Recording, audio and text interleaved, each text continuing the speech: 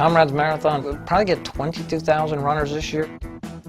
There's been years where only a handful of Americans have done it. When they get 15 to 20 Americans, they make a big deal about it. This year, we're going to have about 150 Americans do the Comrades Marathon. And we got some fast runners, too.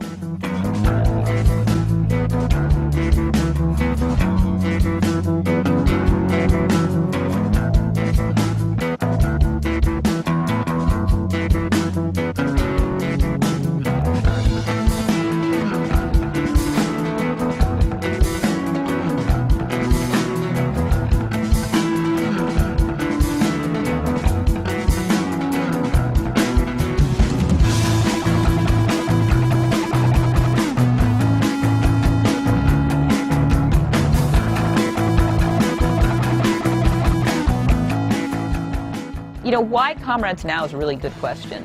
I haven't been this excited about a running event ever in my life. For me as a runner, it's one of those things on your bucket list. Like if you have the opportunity to do Comrades and the ability, then I think you owe it to yourself to try and do it. The 4 U.S. elite runners that are going will be, I think, the strongest showing at Comrades in quite some time. I think we all have the opportunity to get on the podium. If I didn't think I could win the race, I wouldn't be training, and I wouldn't be going over there. We have as good a shot as anybody. I think I can take this race. I think it will require me having a great day, but I know how to have a great day.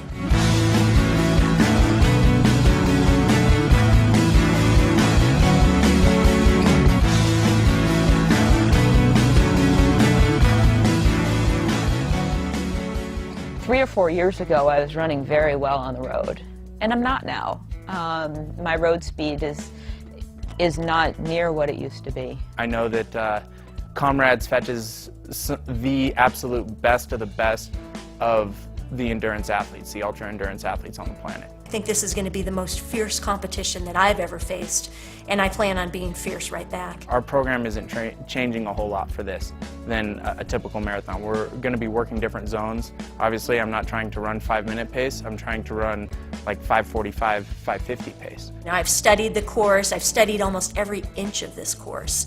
I've trained specifically for this course. I've tried to recreate the conditions in Bend that I'm going to see in Comrades, and I've studied my competition.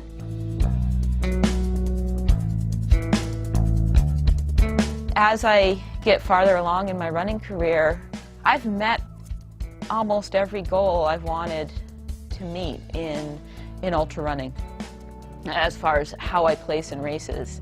And now I want to do something a little bit different. I love running, but running for running's sake can seem trivial at times. What I'm doing is I'm working with Starfish, who is a charitable organization that was started in 2001 that is focused on going into these communities that have been hardest hit by AIDS. And myself and 17 others have joined forces with Team World Vision to try and get 1,500 kids sponsored in 3 different villages. That's the greater goal here.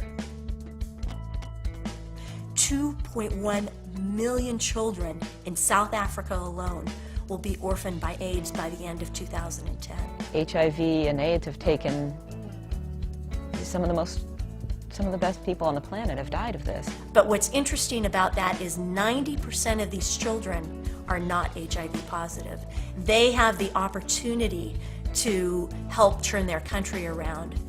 I know that if I can win the race, that it'll help get more of these kids sponsored. People need to be educated about the spread of HIV to prevent this. And so this is the reason why I'm running Comrades, is to bring light to this issue. I know that God has given me the ability to run for a reason. And it's not so I can sign a bigger and better contract and get a faster car and all this stuff. It's so that I can use my gifts to help others. And that's the idea. I've gotten so much out of running. It's done so much for my life. I mean, I certainly haven't gotten rich off it, but it's enriched my life in ways beyond money. There's only one person that's going to win this race.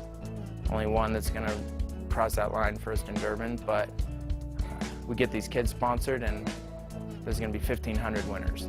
and this is a way I can give back. And I know it's really cliche, but I do think that people who've been given a lot in their lives, even if they've worked hard to get that, if they're in a position where they can give back, they should. But I'm also going to try and be that first guy to cross the line too.